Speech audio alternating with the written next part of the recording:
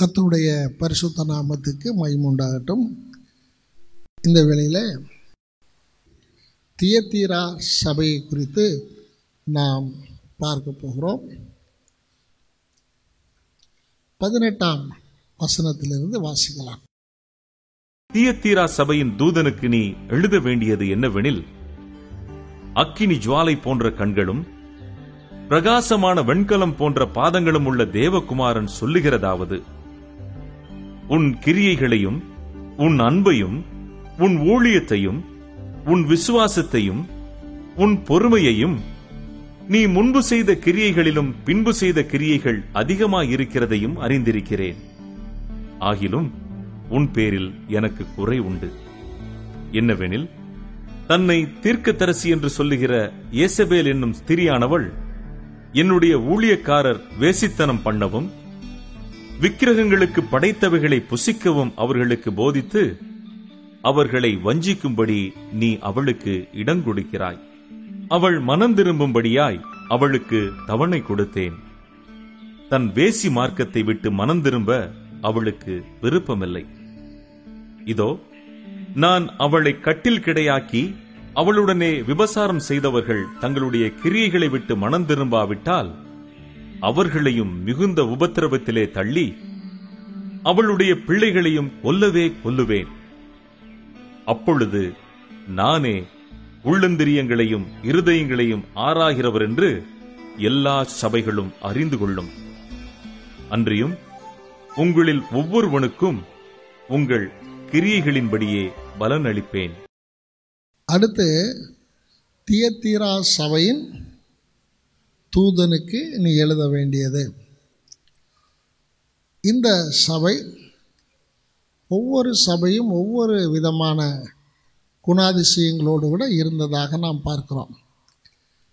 இந்த சபைக்கு முதலாவதாக ஆண்டவர் தன்னை குறித்து வெளிப்படுத்துகிறார். அவருடைய அந்த யோவானு கொடுத்த அந்த தரிசனத்திலிருந்து ஒரு பகுதியை அவர் சொல்லுகிறார். அக்கினி ஜுவாலை போன்ற கண்களும் பிரகாசமான வெண்கலம் போன்ற பாதங்களையும் உடையவர் எழுதுகிறதாவது. இந்த காரியத்தை அதாவது 1ஆம் அதிகாரம் 14-15 வசனங்களில் வாசிக்கிறோம். அவருடைய சிரசும் மயிரும் வெண்பஞ்சை போலவும் உறைந்த மழையைப் போலவும் வெண்மையாயிருந்தது. அவருடைய கண்கள் அக்கினி ஜுவாலையைப் போலிருந்தது. அவருடைய பாதங்கள் உலைக்களத்தில் காய்ந்த பிரகாசமான வெண்கலம் போலிருந்தது. அவருடைய சத்தம் பெருவெள்ளத்து இரைச்சலை போலிருந்தது.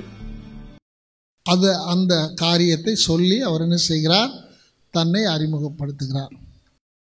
இதனுடைய காரியம் என்னன்னா, அக்கினி ஜுவாலை போன்ற கண்கள் என்று சொல்லுகிற வேளையில் அவருடைய கண்களுக்கு மறைவானது ஒன்றுமே இல்லை. அப்போ அந்த சபையினுடைய காரியங்கள் எல்லாவற்றையும் அவர் என்ன செய்திருக்கிறார்? அறிந்திருக்கிறார். ரெண்டாவது, வெண்கலம் என்று சொல்லுகிறது வேதத்திலே நியாய தீர்ப்புக்கு அடையாளம். வெண்கலம் என்பது நியாய தீர்ப்புக்கு அடையாளம். அப்போ இங்கே ஆண்டவர் சொல்கிறாரு, உலைக்களத்தில் காய்ந்த வெண்கலம் போன்ற பாதங்கள். இங்கே அவர் தன்னை அறிமுகப்படுத்தும் பொழுது அவர் உலைக்களத்தில் காய்ந்த வெண்கலம் போன்ற பாதங்களை உடையவர் சொல்லுகிற வேளையில் அவர் தன்னுடைய நியாய தீர்ப்பை இங்கே வெளிப்படுத்துகிறார். நியாய தீர்ப்பை வெளிப்படுத்துகிறார் என்பதை நாம் பார்க்க முடியும். முதலாவது மனுஷகுமாரனுடைய தரிசனம். ரெண்டாவது, அதனுடைய கிரியைகள், நல்ல காரியங்களை சொல்கிறாரு. உன் கிரியைகளையும் உன்னுடைய கிரியைகளையும். அடுத்து பார்த்தீங்கன்னா, உன்னுடைய அன்பையும். அந்த சபை ஆண்டவரை அதிகமாக என்ன செய்தது? நேசித்தது. அதை ஆண்டவர் என்ன செய்கிறார்? பாராட்டுகிறார். ஆண்டவர் என்ன செய்கிறார்? பாராட்டுகிறார். முக்கியமான கற்பனையே, உன் தேவனாகிய கர்த்தரிடத்தில் முழு இருதயத்தோடும் முழு ஆத்மாவோடும் முழு பலத்தோடும் என்ன செய்வாயாக? அன்பு கூறுவாயாக. அதே போல பேதுருவை பார்த்து ஆண்டவர் கேட்டது, பேதுருவே நீ என்னிடத்தில் அன்பு கூறுவாயாக. கொரிந்தியரில் பவுல் சொல்கிறாரு, இப்பொழுது விசுவாசம், நம்பிக்கை, அன்பு என்கிற மூன்றும் நிலைத்திருக்கிறது, அதில் அன்பே பெரியது. 1 கொரிந்தியர் 13 நம்ம பார்க்கும்போது பவுல் சொல்கிறாரு, அன்பு எனக்கு இராவிட்டால் என்ன இல்லை, ஒரு பிரயோஜனம் இல்லை. ஆகவே இந்த சபை ஒரு அன்புள்ள சபையாய் காணப்பட்டது. அது ஒருவேளை கிறிஸ்துவின் மேலுள்ள அன்பை குறிக்கலாம், இல்லாவிட்டால் அந்த சபையார் ஒருவருக்கொருவர் அன்புள்ளவர்களாக இருந்ததை என்ன செய்யலாம், குறிக்கலாம். ஆனால் இந்த சபை ஆண்டவர் பாராட்டுகிறார், உன் அன்பை, உன்னை எல்லாரையும் நேசிக்கிறதை நான் என்ன செய்திருக்கிறேன், அறிந்திருக்கிறேன். இதுக்கு முதல் சபையை குறித்து சொல்லும் பொழுது, நீ ஆதியில் கொண்ட அன்பை விட்டாய் என்று உன் பேரில் எனக்கு குறை உண்டு. ஆனால் இங்கே ஆண்டவர் என்ன செய்கிறாரு, நீ அன்புள்ள சபையாக இருக்கிறாய். அடுத்தாப்புல 3வது உன் விசுவாசத்தையும். அடுத்தது சபை என்ன இருந்தது, விசுவாசம். விசுவாசத்திலே அந்த சபை எப்படி இருந்தது, உறுதியாக இருந்தது. அன்பு எந்த அளவுக்கு முக்கியமோ அதே போல் சபையிலே விசுவாசமும் முக்கியம். விசுவாசமும் முக்கியம். ஏன்னா வேதம் சொல்லுகிறது, தேவனிடத்தில் வருகிறவன் தேவன் ஒருவர் உண்டென்றும் அவர் தம்மை தேடுகிறவர்களுக்கு பலனளிக்கிறவர் என்றும் என்ன செய்ய வேண்டும், விசுவாசிக்க வேண்டும். ஆகவே விசுவாசம் என்பது முக்கியம். அந்த சபை என்ன செய்தது, ஆண்டவருடைய விசுவாசத்திலே அது உறுதியாக இருந்தது. அதை ஆண்டவர் என்ன செய்கிறாரு, பாராட்டுகிறேன். நீ உன்னுடைய விசுவாசத்தை நான் என்ன செய்கிறேன், பாராட்டுகிறேன். அடுத்து பாருங்க, உன் பொறுமையையும்.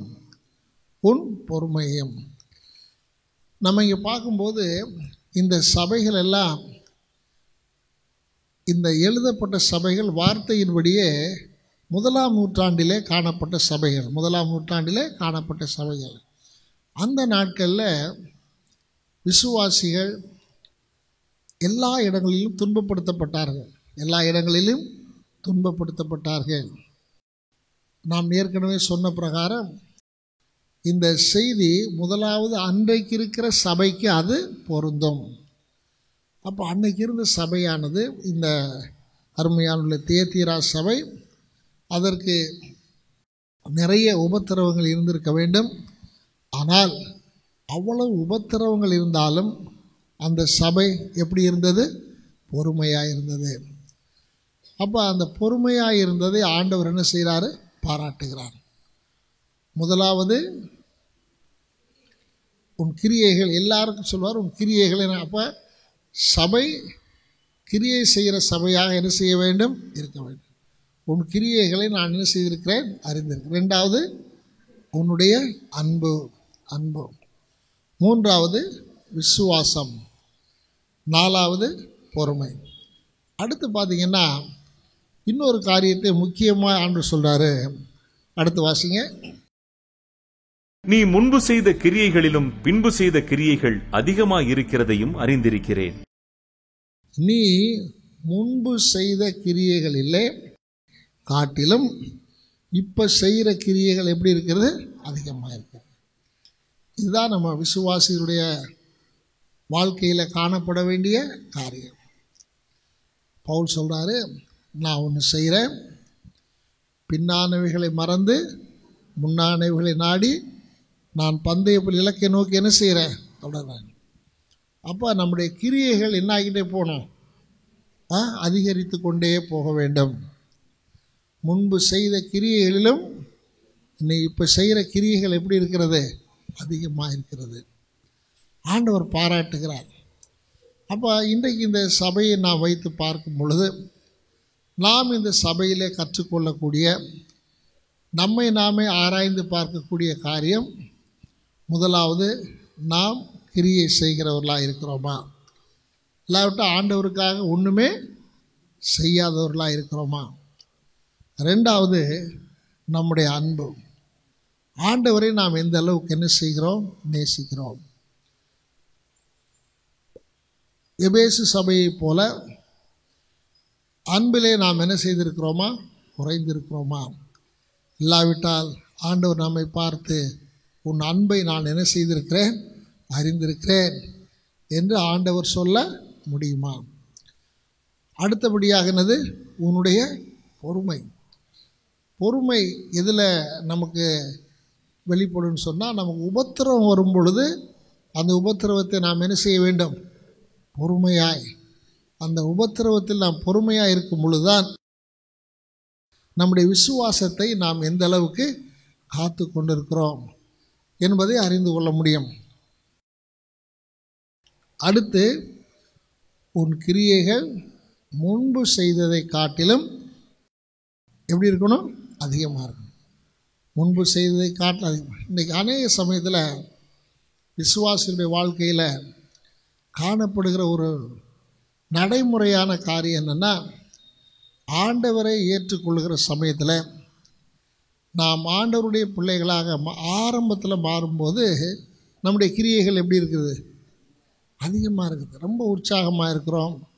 உற்சாகமாக நாம் அருமையானவர்களே ஊழியம் செய்கிறோம். உற்சாகமாக ஆலயத்தின் காரியங்களை கலந்து கொள்கிறோம். எல்லாவற்றிலும் உற்சாகம் இருக்கிறது. ஆனால் நாள் ஆக ஆக அந்த உற்சாகம் என்ன செய்தே போகுது? குறைந்து கொண்டே போகிறது. ஆனால் இந்த சபையை பொறுத்த மாத்திரத்தில் அது என்ன ஆகிட்டே போகுது? ஆமாம், அதிகமாகிட்டே போகுது. அப்போ இந்த காரியங்களுக்கு அந்த சபை நமக்கு முன் உதாரணமாக இருக்கிறது. எப்படி இருக்குதுங்க? முன் உதாரணமாக இருக்கிறது. அப்போ இந்த சபையானது ஆண்டவருக்குள்ளே ஒரு சிறந்த குணங்கள் உடையதாக இருந்தது. ஆனாலும் அந்த சபையிலே காணப்பட்ட ஒரு சில மிகவும் ஆண்டவர் வெறுக்கக்கூடிய ஒரு சில காரியங்களை நாம் அங்கே பார்க்கிறோம். அது எதிரடையான காரியங்களை நாம் பார்க்கிறோம். அங்கே ஏசபேல் என்று சொல்லக்கூடிய ஒரு தீர்க்கதரிசி என்று சொல்லி இங்கே சொல்லப்பட்டிருக்கிறது. வெளிப்படுத்தின விசேஷத்தில் அநேக காரியங்கள் உவமானமாகவும் உருவகமாகவும் சொல்லப்பட்டிருக்கிறது. இந்த ஏசபேல் யாருன்னா, பழைய ஏற்பாட்டில் ஆகாபுடைய மனைவி. எலியாவுடைய நாட்களில் அரசாண்டு கொண்டிருந்த ராஜா ஆகாப். அந்த ஆகாபினுடைய மனைவி ஏசபேல். இந்த ஏசபேல் அவள் அந்நிய தேசத்தினுடைய ஸ்திரீ, அந்நிய தேசத்தினுடைய அரசகுமாரத்தி. அந்த அரசகுமாரத்தியை ஆகாப் திருமணம் செய்து கொண்டு வந்தான். ஆகாப் திருமணம் செய்து ஆண்டவர் எச்சரித்திருந்தார், நீங்கள் வேறு தேசத்தினுடைய அரசகுமாரத்தியில் என்ன செய்யக்கூடாது? திருமணம் பண்ணக்கூடாது. காரணம், அவர்கள் உங்களை தங்களுடைய தெய்வத்தை வணங்கும்படியாக வழுவி போக பண்ணுவார்கள். ஆகவே அந்த ஒரு கட்டளையை ஆண்டவர் இஸ்ரவேல் ஜனங்களுக்கும் ராஜாக்களுக்கும் கொடுத்திருந்தார். இந்த கட்டளையை சாலமோன் மீறின பொழுது சாலமோனுடைய வாழ்க்கையிலேயும் பலவிதமான இடர்கள் வந்தது. அவனும் ஆண்டவரை விட்டு வழுவி போகிற ஒரு நிலைமை வந்தது. ஆண்டவர் அவனை பலமுறை எச்சரித்தாரெல்லாம் பார்க்கிறோம். அதே போல் ஆகாபுடைய மனைவியாக ஏசபேல் என்ன செய்தாங்கன்னா, இஸ்ரவேல் ஜனங்கள் மத்தியில் அவருடைய தெய்வமாகிய பாகாலை கொண்டு பாகாலுடைய வழிபாடை இஸ்ரவேலில் என்ன செய்ய ஆரம்பித்தாள்? அவள் உண்டு பண்ண ஆரம்பித்தாள். பாகாலுக்கு மேடைகளையும் பாகாலுக்கு சொரூபங்களையும் உண்டாக்கி பாகாலுடைய வழிபாடு இஸ்ரவேல் தேசத்தில் என்ன ஆயிற்று? அதிகமாயிற்று. ஆகவே அரசி அவருடைய வழிபாடு அங்கே காணப்படுகிற வேளையில் அந்த அரசியை பிரியப்படுத்துகிறதற்காக, யாரை பிரியப்படுத்துறதுக்காக? மகாராணியை பிரியப்படுத்துறதுக்காக அநேகர் அவர்கள் என்ன செய்ய ஆரம்பித்தாங்க? பாகாலை என்ன செய்ய ஆரம்பித்தாங்க? வணங்க ஆரம்பித்தாங்க. பாகால் என்பது செழிப்பின் தெய்வம், இல்லாட்ட விவசாயத்தினுடைய தெய்வம் என்று அதை என்ன செய்தார்கள்? அதை நம்பினார்கள். அப்போ பாகாலை நம்பினா மழை பெய்யும், பாகாலை நம்பினா விவசாயம் நல்லா என்ன செய்யும், நடக்கும். அப்படிங்கிறது யாருடைய போதனையாக இருந்தது? இயேசபேலுடைய போதனை. அதை கேட்டு தங்களை எகிப்திலிருந்து விடுதலையாக்கி கொண்டு வந்த கர்த்தரை அவர் என்ன செஞ்சிட்டாங்க? மறந்துட்டாங்க. ஆண்டவர் சொல்லுதார், நான் தான் உனக்கு ஏற்ற காலத்தில் உனக்கு என்ன செய்வேன், மழை பெய்ய பண்ணுவேன் என்று ஆண்டவர் சொன்னதை என்ன பண்ணிட்டாங்க?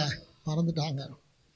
அப்போ ஆண்டவர் ஒரு மேல் கோபம் கொண்டு, ஆண்டவர் சொல்லியிருந்தார் இல்லையா உபாகம் 28ஆம் அதிகாரத்தில், ஏற்ற காலத்தில் ஒரு தேசத்தில் என்ன செய்யும், மழை பெய்யும் என்று சொன்ன அந்த வார்த்தையை ஆண்டவர் என்ன செஞ்சிட்டாரு? அந்த வாக்குத்தத்தத்தை எடுத்துட்டு எலியா மூலமாக சொல்லி அனுப்புகிறாரு, பாகால் தெய்வமாக இருந்தால் அது அவர்களுக்கு என்ன கொடுக்கட்டும்? மழையை கொடுக்கட்டும், அவர்களை செழிப்பாக மாற்றட்டும் என்று சொல்லி, நான் என்ன செய்ய போகிறேன்? பனியையும் மழையும் நிறுத்தப் போகிறேன்னு சொல்லி ஆண்டவர் பனியை மழையை செஞ்சார், நிறுத்திட்டார். அப்போ தேசத்திலே பஞ்சம் உண்டாயிற்று. அப்போ தான் எலியா எழும்பி யார் உண்மையான தெய்வம் என்பதை கர்மேல் பர்வதத்தின் மேலே 2 தெய்வத்துக்கு, அவருடைய பாகால் தெய்வத்துக்கு ஒரு பலிபீடமும் கர்த்தருக்கு ஒரு பலிபீடமும் கட்டி 2லையும் பலி செலுத்துகிறாங்க. எந்த ஒரு தெய்வம் வானத்திலிருந்து அக்கினியை அனுப்பி பலிபீடத்தில் இருக்கக்கூடிய அந்த பலியை பட்சிக்கிறதோ அதுதான் உண்மையான தெய்வம் என்று சொல்லி ஒரு பெரிய சவாலை எலியா என்ன செய்கிறான்? அவர்கள் முன்பதாக வைக்கிறான். நடந்ததெல்லாம் நமக்கு தெரியும். பகலெல்லாம் அவங்க என்ன செய்கிறாங்க? அவங்களோட தெய்வத்தை வருந்தி வேண்டி அழைக்கிறார்கள். ஆனால் ஒரு பதிலும் என்ன செய்யவில்லை, வரவில்லை. அப்போ எலியா என்ன செய்கிறான்? அவன் பலியை செலுத்தி, ஆண்டவரே நீர்மையான தெய்வம் என்பதை இவர்களுக்கு முன்னால் என்ன செய்யும், விளங்க பண்ணும். சொன்ன உடனே வானத்தில் என்ன வருது? அக்கினி வருது. இதில் என்ன ஒரு காரியம்னா, அந்த இடத்துல ஏசபேல் இல்லை. அப்போ எல்லாரும் கர்த்தரே தெய்வம், கர்த்தரேட தெய்வம் எல்லாரும் வணங்குறாங்க. அப்போ எலியா ஒரு வேலை செய்கிறான். அந்த பாகால் தீர்க்கதரிசிகளாக என்ன செஞ்சிட்டான்? கொண்டு போடுகிறான். அந்த பாகாலினுடைய அந்த பாகால் தெய்வத்தின் வணக்கத்தை என்ன செஞ்சிடறான்? அழிச்சிடறான். இப்போ இந்த செய்தி யாருக்கு போகிறது? ஏசபேலுக்கு போகிறது. ஏசபேலுக்கு போன உடனே ஏசபேல் எலியாவின் மேல் கோபம். ஏன்னா அந்த தீர்க்கதரிசி யாருடைய தீர்க்கதரிசி? பாகால். யார்? இந்த அம்மா ஊர்லேருந்து கூட்டிகிட்டு வந்தவங்க, அவளால் கணம் பண்ணப்படுகிறவர்கள், அவர்களெல்லாம் கொலை செஞ்சான உடனே இவருக்கு ரொம்ப கோபம் வருது. நான் உன்னை என்ன பண்ணிடுவேன்? கொலை செய்து விடுவேன் சொல்லி அருமையானவர்களே எலியாவுக்கு செய்தி அனுப்புகிறாள். எலியா தப்பித்து ஓடுகிறான். இதெல்லாம் நம்ம பார்க்குறோம். அப்போ ஏசபேல் இஸ்ரவேல் ஜனங்களை விக்கிரக ஆராதனை செய்யும்படியாக தூண்டினது யார்? ஏசபேல். இந்த சபையில் ஏசபேல் சொல்லும் பொழுது ஒருவேளை அந்த சபையில் யாரோ இருந்திருக்கலாம், அது ஸ்திரியாக இருந்திருக்கலாம், இல்லாட்டா ஒரு ஊழியக்காரராக கூட இருந்திருக்கலாம். ஏன்னா அவங்க விக்கிரக ஆராதனை செய்வதை அவங்க என்ன செஞ்சாங்க? போதிச்சாங்க. நல்லா கவனிங்க. இப்போ நான் இந்த சபையினுடைய இந்த இதில் ஒரே ஒரு காரியத்தை மாத்திரம் உங்களுக்கு நான் இன்னும் போதிக்காமல் நான் விட்டு வச்சுட்டே இருக்கிறேன். அது என்னென்னா, இந்த செய்தி அன்னைக்கு இருந்த சபைக்கு பொருந்தும். அதே சமயத்தில் சபை சரித்திரத்தில் ஒரு குறிப்பிட்ட காலத்தில் நடந்த காரியங்களை இது என்ன செய்யும்? குறிப்பிடும் என்று நான் உங்களுக்கு சொன்னேன். ஆனால் இதுவரைக்கும் அந்தந்த சபைக்கு உள்ள செய்தியை மட்டும்தான் நான் உங்களுக்கு சொல்லியிருக்கிறேன். சபை சரித்திரத்தில் இது எந்த இடத்துல பொருந்தும் என்பதை நான் உங்களுக்கு சொல்லவில்லை. அடுத்த வாரத்தில் நான் அதை எபேசு சபை என்பது சபை சரித்திரத்தில் எதை காண்பிக்கிறது என்று. ஆனால் இந்த தியத்தீரா சபையினுடைய காலம்தான் போப்பினுடைய மார்க்கத்தினுடைய ஆரம்ப காலம். என்னதுங்க? அப்போ தான் சபையில் என்ன வர ஆரம்பிச்சிச்சு? விக்கிரக ஆராதனை. அதுதான் ஆண்டவர் சொல்கிறாரு, உன்னிடத்தில் இருக்கக்கூடிய ஏசபேல், அதான் சொன்ன ஏசபேல் என்பது ஒரு பெண்ணாகவும் இருக்கலாம், ஆணாகவும் இருக்கலாம், அதே சமயத்தில் ஊழியக்காரனாக கூட என்ன செய்யலாம், இருக்கலாம். அப்போ சபையில் இப்போ என்ன வந்துருச்சு, விக்கிரக ஆராதனை. அடுத்த வகுப்பில் நான் அந்த வருஷங்களெல்லாம் நான் சொல்கிறேன். இந்த சமயத்தில் தான் கான்ஸ்டன்டைன் என்று சொல்லக்கூடிய சக்கரவர்த்தி அவன் கிறிஸ்தவனாக மாறி, அதுக்கு பின்னால் தான் சபையில் என்ன ஆராதனை வந்துச்சு, விக்கிரக ஆராதனை. விக்கிரக ஆராதனை. அதுக்கு முன்னால் என்ன கிடையாது, விக்கிரக ஆராதனை கிடையாது. அதைத்தான் இங்கே ஆண்டவர் தீர்க்கதரிசனமாக சொல்கிறாரு. ஏசபேல் என்று சொல்லக்கூடிய ஒரு தீர்க்கதரிசியானவள் எழும்பி சபையில் என்ன கொண்டு வருவாங்க, விக்கிரக ஆராதனையை கொண்டு வருவாங்க. போதித்து என்ன செய்யும்படி பாருங்கள். இப்போ எச்சரிக்கை என்னென்னா, முதலாவது ஏசபேல் உபதேசங்களை நீ அனுமதிக்கிறாய். ஏசபேலினுடைய உபதேசங்களை நீ என்ன செய்கிற, ஏசபேலுங்க தீர்க்கதரிசி சொல்கிற உபதேசங்களை இந்த சபை என்ன பண்ணுச்சு, சபை அங்கீகரிச்சிச்சு. அங்கீகரிச்சதுனால என்ன மார்க்கம் தோன்றியது, கத்தோலிக்க மார்க்கம் தோன்றியது. ரெண்டாவது, ஊழியக்காரர் வேசித்தனம் பண்ண போதிக்கிறதை நீ என்ன செய்தாய், போட்டுக்கலையா, ஏசபேல் எனும் தீர்க்கதரிசியானவன் ஊழியக்காரர் வேசித்தனம் பண்ணவும் விக்கிரகங்களுக்கு படைத்தவைகளை புசிக்கவும் அவர்களுக்கு போதிக்கும். வேதத்தில் பார்த்தீங்கன்னா பழைய ஏற்பாட்டில் ஆண்டவர் விக்கிரக ஆராதனையை அவர் வேசித்தனம் என்று அவர் சொல்லுகிறதை நம்ம பார்க்குறோம். விக்கிரக ஆராதனையை. அப்போ இந்த வசனத்தின்படியாக இது வார்த்தையின்படியான ஒரு வேசித்தனம் அல்ல, சபையிலே வந்த விக்கிரக ஆராதனை. விக்கிரக ஆராதனை அதை ஏசபேல் போதித்தால் அதை அநேக ஊழியக்காரர்களும் அதை ஏற்றுக்கொள்ளும்படி என்ன செய்தால் அடுத்தாப்புல விக்கிரகங்களுக்கு படைத்தவைகளை புசிக்கவும். போன அந்த சபையிலே நம்ம பார்த்தோம், அந்த சபையும் விக்கிரகங்களுக்கு படைத்தவைகளை என்ன செய்ய ஆரம்பிச்சிச்சு, புசிக்க ஆரம்பிச்சு. ஆனால் இந்த சபையில் ரொம்ப ஜாஸ்தி ஆயிடுச்சு. அதனால தான் நம்ம எப்பவும் சொல்கிறோம், நம்ம ஞானஸ்தானம் எடுத்து ஆண்டவருடைய பிள்ளைகளாக இருந்தால் நம்ம என்ன செய்யக்கூடாது, விக்கிரகங்களுக்கு படைத்தவரை புதியக்கூடாது.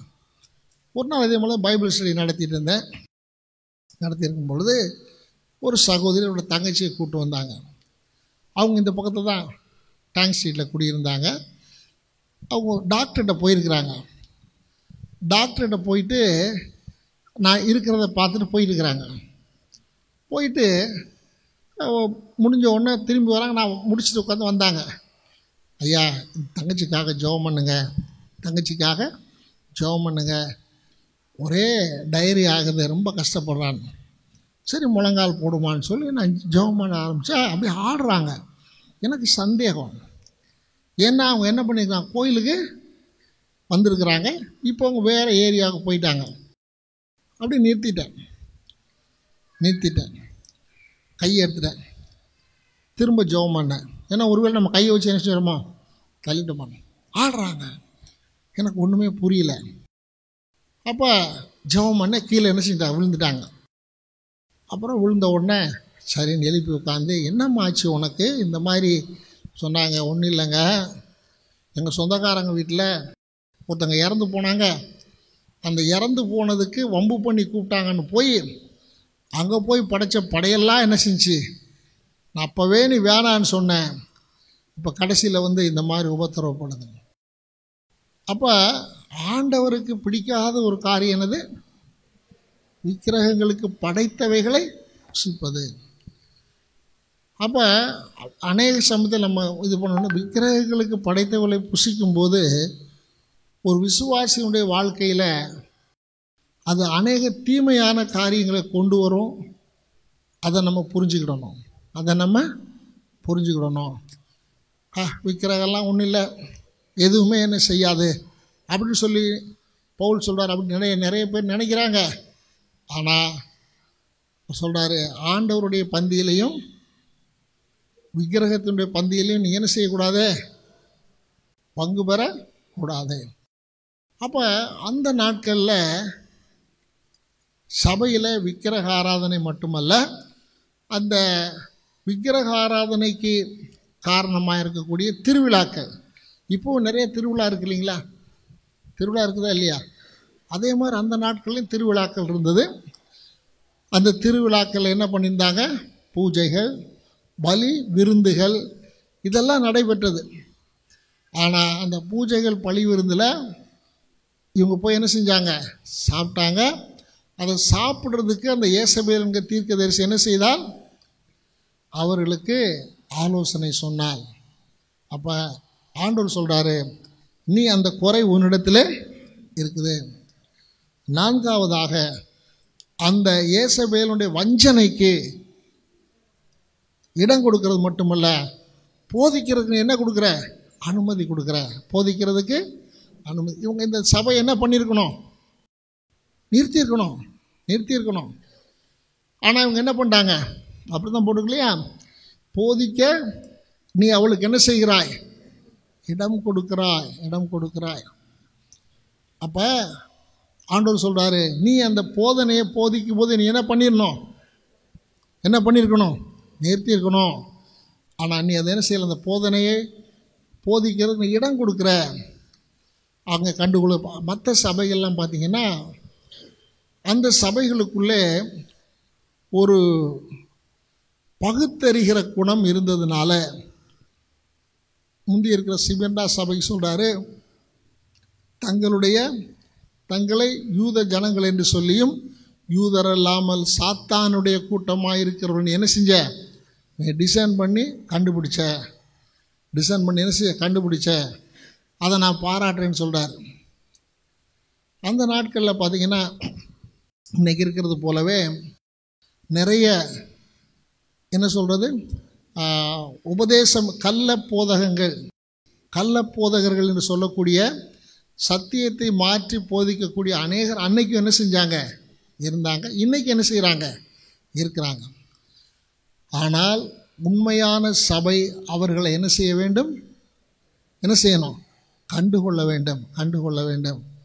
கண்டுகொண்டு அந்த உபதேசத்தை நம்ம என்ன செய்ய வேணும், ஏற்றுக்கொள்ளாதபடிக்கு அதை தடுத்து என்ன செய்யணும், நிறுத்தணும். இன்றைக்கி நீங்கள் பார்த்தீங்கன்னு சொன்னால், துரு உபதேசங்களுக்கு இன்றைக்கு பஞ்சமே இல்லை. துரு உபதேசங்களுக்கு என்ன இல்லை, பஞ்சமே இல்லை. ஒரு தடவை ஆப்பிரிக்காவிலேருந்து ஒரு பெரிய எலைசான ஒரு ஊழியக்காரர் வந்திருந்தார். அவரை பிளாக் பில்லிகிரஹாம் அப்படின்னு சொல்லுவாங்களாம். அவ்வளோ பெரிய ஊழியக்காரர். அவர் நம்முடைய பைபிள் ஸ்கூலில் அவர் என்ன பண்ணார்னா, டீச் பண்ணார். அப்போது சொன்னார், வெளிநாட்டில் இருக்கிற வெள்ளைக்காரங்கள்லாம் ஏதாயிலும் ஒரு உபதேசத்தை கண்டுபிடிச்சாங்கன்னா, இப்போ நீங்கள் பாக்ஸிங் போடலாம் பஞ்சிங் பேக்னு ஒன்று வச்சுருப்பாங்க, தெரியுமா உங்களுக்கு?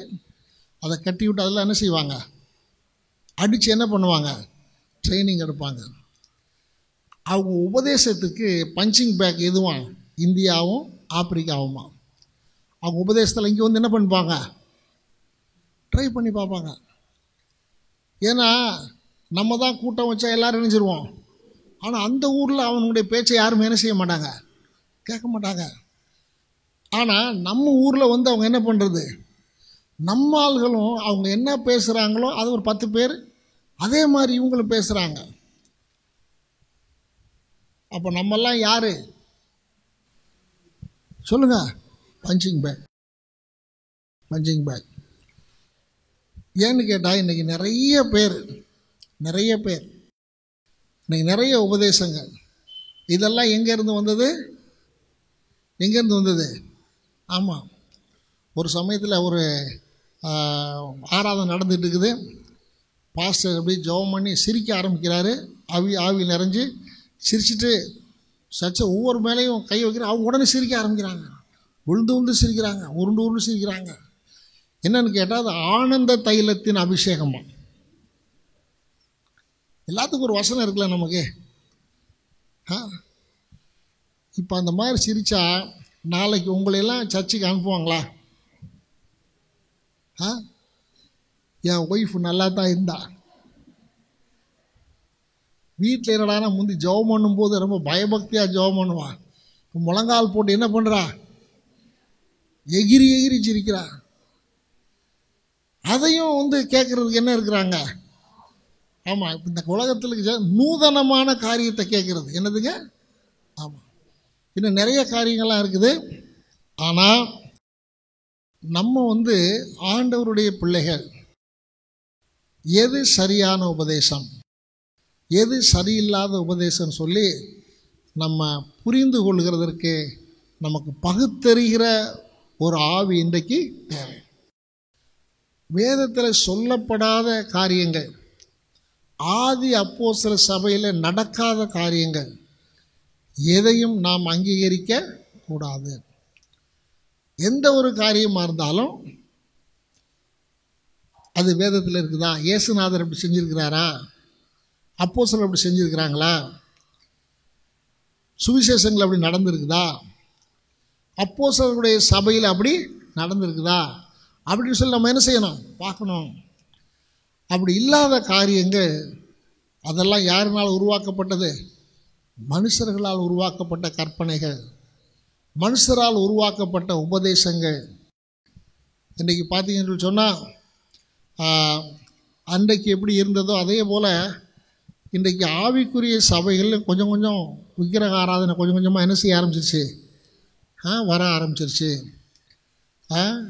அது எந்த விதமாக வருதுன்னு நம்ம சொல்ல முடியாது. வந்துட்டு இருக்குது. வந்துட்டு என்ன செய்யுது? இருக்குது. பொருளாசை என்பது என்னது? விக்கிரக ஆராதனை. விக்கிரக ஆராதனை. இப்போ அதெல்லாம் அந்த நாட்களில் எந்தெந்த காரியங்களெல்லாம் நம்முடைய ஆதி தகப்பன்மார்கள் அதை வேண்டான்னு கடிந்து கொண்டார்களோ அதெல்லாம் இப்போ திரும்ப எங்கே வந்துட்டுருக்குது?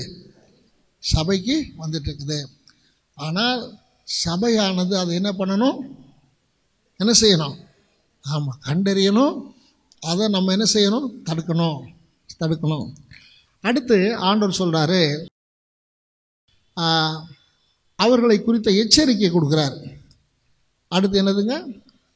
எப்போவுமே எதிரடையான காரியங்கள் அடுத்த ஸ்டெப் என்னது? எச்சரிக்கை. என்ன எச்சரிக்கை? மனம் திரும்பும்படி நான் என்ன கொடுத்தேன்? தவணை கொடுத்தேன். ஆண்டவர் எடுத்த உடனே எதையுமே என்ன செய்ய நியாயம் தீர்க்கிறவர் அல்ல. என்ன கொடுக்குறாரு? டைம் கொடுக்குறாரு. ஆனால் அவங்க என்ன செய்யலை? மனம் திரும்பலை. அதனால் ஆண்டவருடைய நியாய தீர்ப்பு என்னென்னா, முதலாவது மனம் திரும்பும்படி தவணை கொடுத்தேன். அப்படி மனம் திரும்பாதனால கட்டில் கிடையாக்குவேன். என்ன ஆக்குவேங்க? ஏன்னா அதனால தான் அவர் தன்னை அருமையானவர்களே வெளிப்படுத்தும் போதே எப்படி ஒரு பயங்கரமானவராக நியாயம் தீர்க்கிறவராக தான் சபைக்கு வெளிப்படுத்த. என்ன? அக்கினி ஜுவாலை போன்ற கண்களும், உலைக்களத்தில் காய்ந்த வெண்கலம் போல. அப்போ ஆண்டவர் தன்னை ஒரு நியாயம் தீர்க்கிறவராகத்தான் இந்த சபைக்கு தன்னை என்ன செய்கிறார்? வெளிப்படுத்துகிறார். அப்போ இங்கே நம்ம பார்க்கும்போது நான் என்ன செய்வேன்? மிகுந்த உபத்திரவத்திலே தள்ளுவேன்.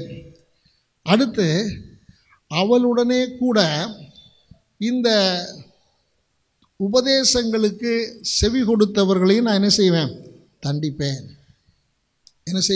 தண்டிப்பேன்.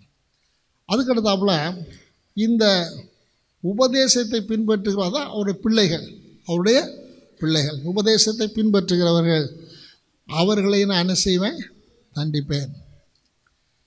அடுத்து அதனாலே எல்லா சபைகளும் நான் யார் என்பதை என்ன செய்வாங்க? அறிந்து கொள்வார்கள்.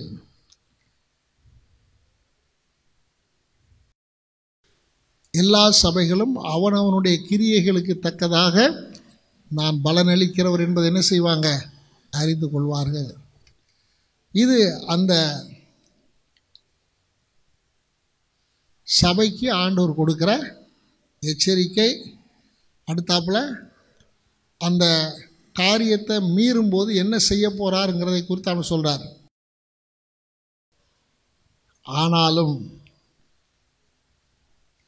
அங்கேயும் ஏன்னா முதல்ல சொல்லியிருக்கிறது இல்லையா, உன் அன்பையும் உன் விசுவாசத்தையும் உன்னுடைய பொறுமையும் உன்னுடைய கிரியைகள், அப்படி கொஞ்சம் பேர் அங்கே இருக்கிறாங்க இல்லையா, அவங்களும் சொல்கிறாரு, தியத்தீராவிலே இந்த போதகத்தை பற்றி கொள்ளாமலும் சாத்தானுடைய ஆழங்கள் சொல்லுகிறார்களே, அந்த ஆழங்களை அறிந்து கொள்ளாமல் இருக்கிற மற்றவர்களாகிய உங்களுக்கு சொல்லுகிறதாவது. அப்போ அந்த சபை முழுவதுமே தெய்வத்துக்கு விரோதமாய் போகவில்லை, அதில் கொஞ்சம் பேர் இருக்கிறாங்க. அதான் ஆண்டவர் சொல்கிறாரே, உன் கிரியைகளை அறிந்திருக்கிறேன், உன் அன்பையும் உன் விசுவாசத்தையும் உன் பொறுமையையும். ஒரு பக்கத்தில் இப்படி இருக்கிறாங்க, ஒரு பக்கத்தில் அப்படி இருக்கிறாங்க. விளங்குதா உங்களுக்கு? இதில் முக்கியமான காரியம் என்னென்னா, ஆண்டவர் சொல்கிறாரு, நீ என்ன செய்ய, நான் வருமளவும் உனக்கு உள்ளதை நீ என்ன செய், பற்றி கொண்டு. அப்போ மற்றவங்களை பற்றி நம்ம என்ன செய்யக்கூடாது, அவங்க இப்படி இருக்கிறாங்களே இவங்க இப்படி இருக்கிறாங்களே அதெல்லாம் நம்ம கவலை இல்லை.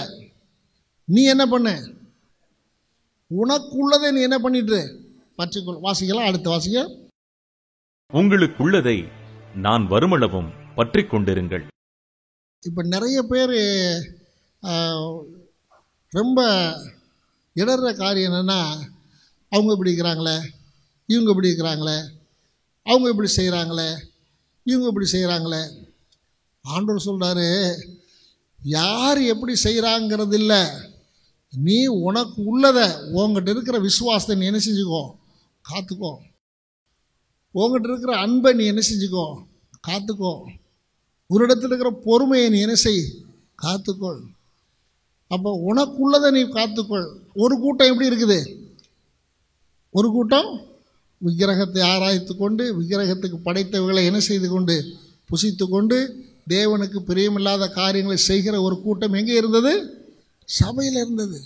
என்ன இருந்ததுங்க, சபையில் இருந்தது. ஆனால் நீ என்ன பண்ணு, உனக்கு உள்ளதை நீ என்ன செய், பற்றிக்கொள். உனக்கு உள்ளதை நீ என்ன செஞ்சுக்கோ, பற்றிக்கொள்.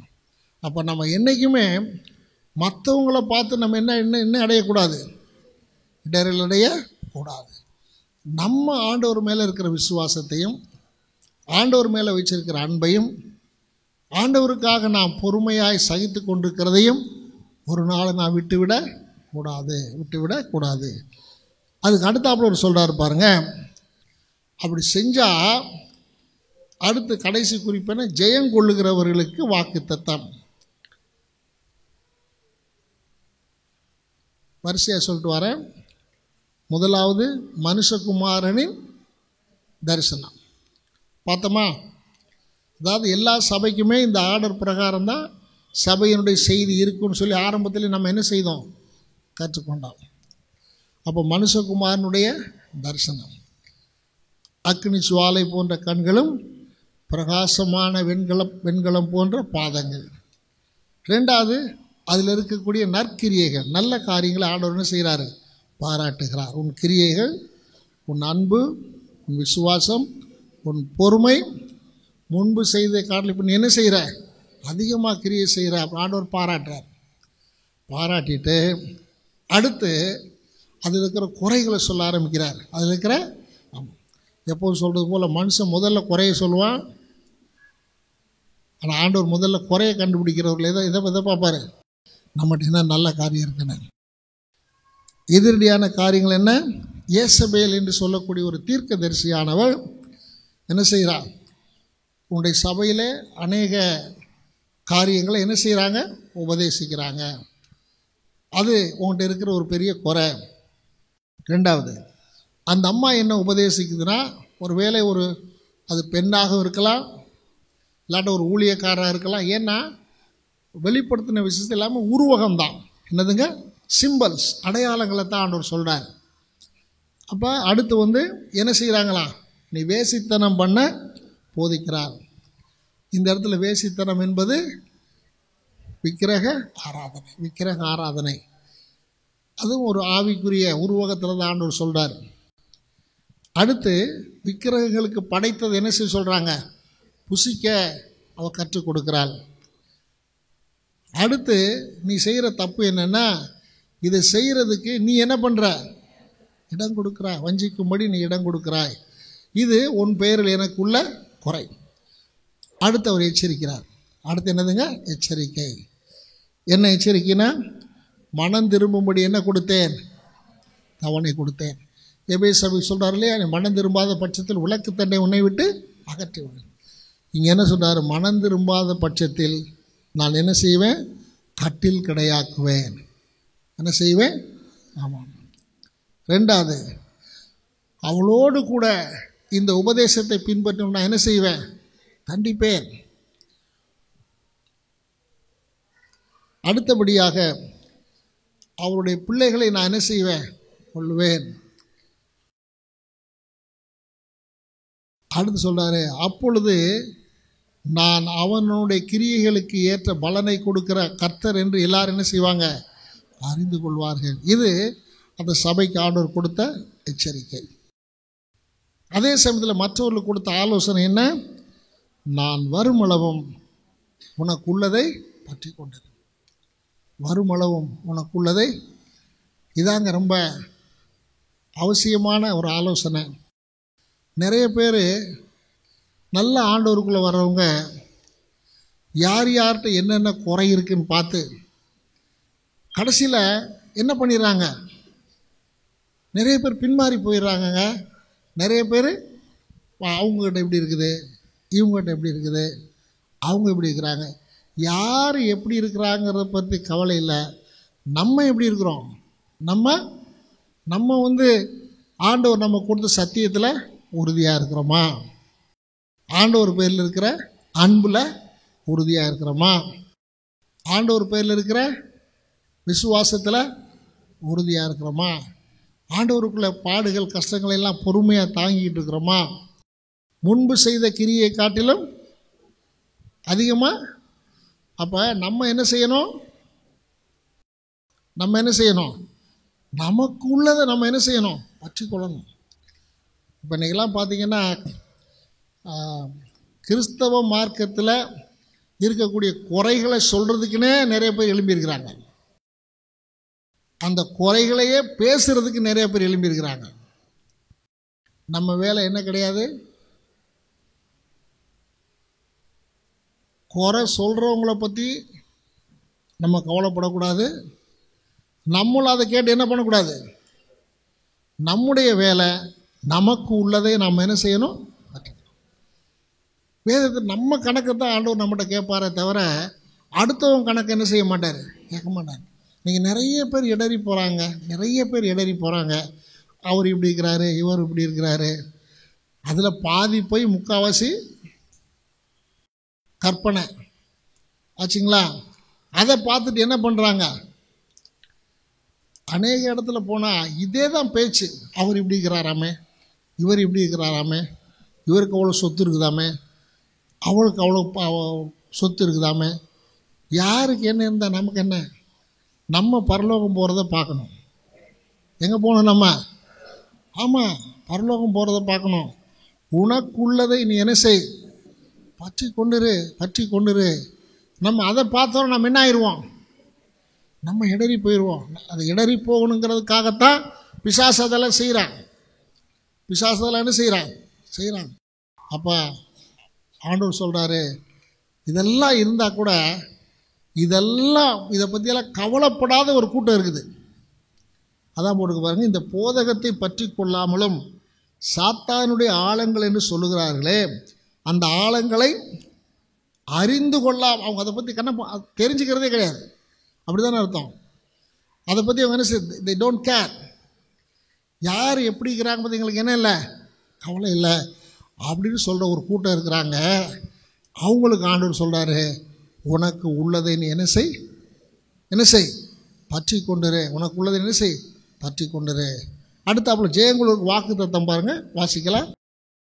ஜெயங்கொண்டு முடிவு பரியந்தம் என் கிரியைகளை கை கொள்ளுகிறவனவனோ அவனுக்கு நான் என் பிதாவினிடத்தில் அதிகாரம் பெற்றது போல ஜாதிகள் மேல் அதிகாரம் கொடுப்பேன்.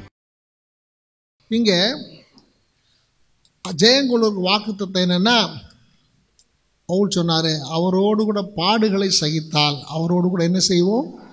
ஆளுகை செய்வோம். அதுதான் இங்கே சொல்கிறாரு.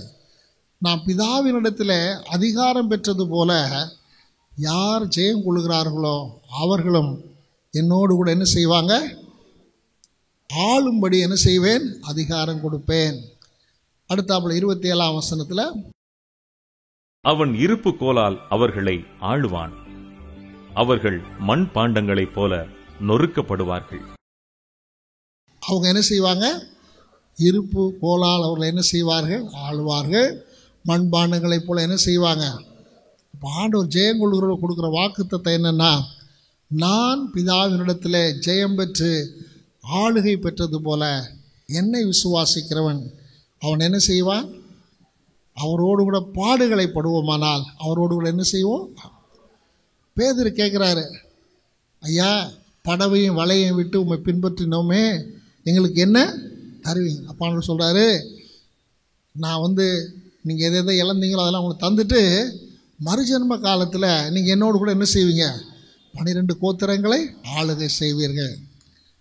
அப்போ ஆண்டவருக்கென்று பாடுபட்டு பொறுமையாக விசுவாசத்தோடு கூட ஆண்டவரை நேசித்து நாளுக்கு நாள் கிரியையில் அதிகமாகிட்டே போகிறாங்களே, அவங்களுக்கு ஆண்டவர் என்ன கொடுக்குறாருங்க? ஜாதிகள் மேல் அதிகாரம். அல்லேலூயா, அல்லேலூயா. அப்போ ஆண்டவர் அவர்களை உற்சாகப்படுத்துகிறதை நாம் பார்க்கிறோம். அடுத்தாப்புல விடிவெள்ளி நட்சத்திரத்தை அவனுக்கு கொடுப்பேன். இந்த இடத்துல விடிவெள்ளி நட்சத்திரம் என்று சொல்லுகிறது அது ஆண்டவராகிய இயேசு கிறிஸ்துவை குறிப்பிடுகிறது. ஆண்டவர் சொல்கிறாரு, என்னையே நான் உங்களுக்கு என்ன செய்வேன்? கொடுப்பேன். அது அவர் மேல் வைத்திருக்கிற அன்பை நாம் பார்க்கிறோம். அவர் மேல் வைத்திருக்கிற அன்பை நாம் பார்க்கிறோம். கடைசியாக ஆவியானவர் சபைகளுக்கு சொல்லுகிறதை காதுள்ளவன் கேட்க கடவன். அப்போ இந்த வார்த்தையோடு கூட இந்த சபையினுடைய செய்தி என்ன செய்கிறது? முடிகிறது. அடுத்த வாரத்தில் இந்த செய்திகள்லாம் சபையின் சரித்திரத்தில் எந்தெந்த இடத்தை குறிப்பிடுகிறது என்பதை நான் உங்களுக்கு சொல்ல போகிறேன். இந்த தியத்திரா சபையினுடைய காலம் என்னென்னா, அது கான்ஸ்டன்டைனுடைய ஆட்சி காலத்தில் நடந்த காரியங்களை நம்ம பார்க்குறோம். ஏன்னா கான்ஸ்டன்டைன் ஆட்சி காலத்தில் என்ன வந்துச்சு? சபைக்குள்ளே விக்கிரக ஆராதனை வந்தது. அது எந்த வருஷம் அப்படிங்கலாம் அடுத்த வாரத்தில் நம்ம என்ன செய்யலாம்? பார்க்கலாம். இப்போ கண்களை மூடி ஜெபம் பண்ணுவோம். எல்லாரும் ஜெபம் பண்ணுவோம். இந்த நாளில் ஆண்டவர் நம்ம கொடுக்கக்கூடிய எச்சரிப்பு, அருமையான கர்த்தருடைய பிள்ளையே, நீ உனக்கு உள்ளதை நீ பற்றி கொண்டது.